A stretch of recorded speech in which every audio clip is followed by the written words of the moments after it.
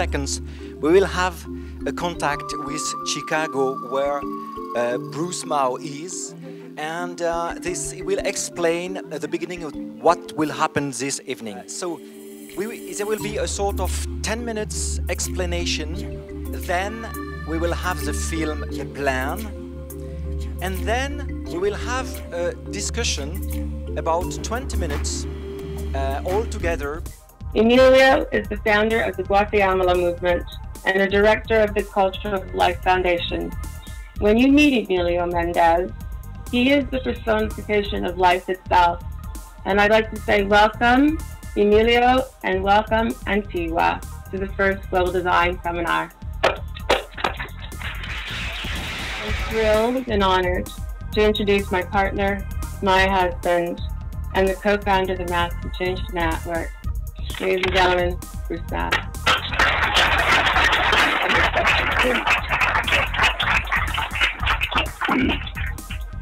Thank you, Bisi. In our research, we discovered that less than 1% of our global family has had access to higher education.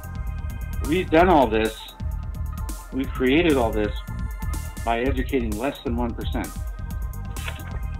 We've produced the greatest period of wealth and freedom the world has ever seen, with less than 1%. From Australia to Aurora, live in Chicago, it's David Osterberg.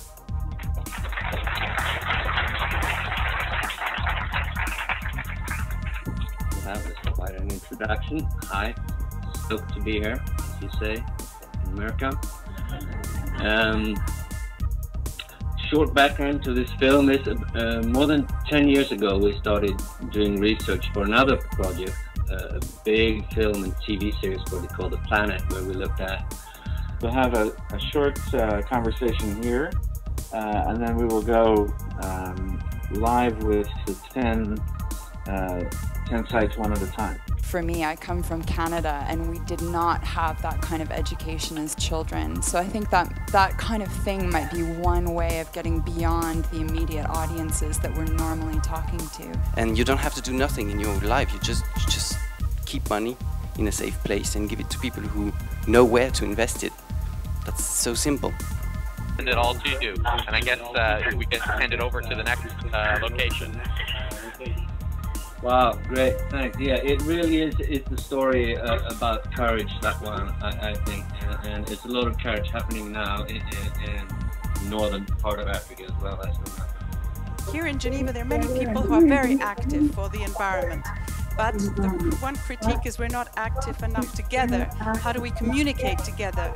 And I think the plan is bringing that really very much what people would like, how the individual can feel there are other people there. It's encouraging. Thank you for the film. And also one thing we've suggested is how do we get our local newspaper to accept a page that could be about design, the environment and change. And so we can explain to people who don't understand, and that this movement could become much more shared and much bigger, and linking up with you, for example. Thank you, Bruce, and thank you, David, and all of you, because this is a beginning, and there is certainly a thirst for what you have thought about. And in Geneva, we have a lot of people active in these, really doing good things, but not everybody knows, and probably the things could be better if we came together. Understanding that people need to have psychological stability in order to embrace possibility is a real key. So I was really very glad to watch this film. It was really very interesting and exciting, and I feel like after having watched this film, I feel like we really have to concentrate, we have to do something, we have to really to give the action. I really enjoyed the film. I thought it was very informative in terms of the actions that need to happen on a global scale.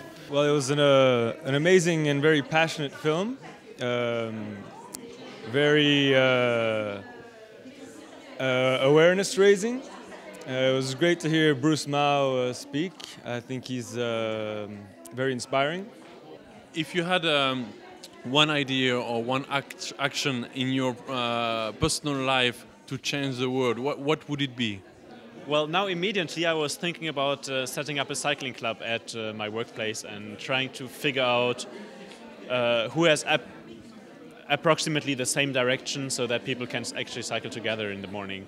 I'm thinking that I'm going to go back to my students and ask them to design mobility and thrill in a new form.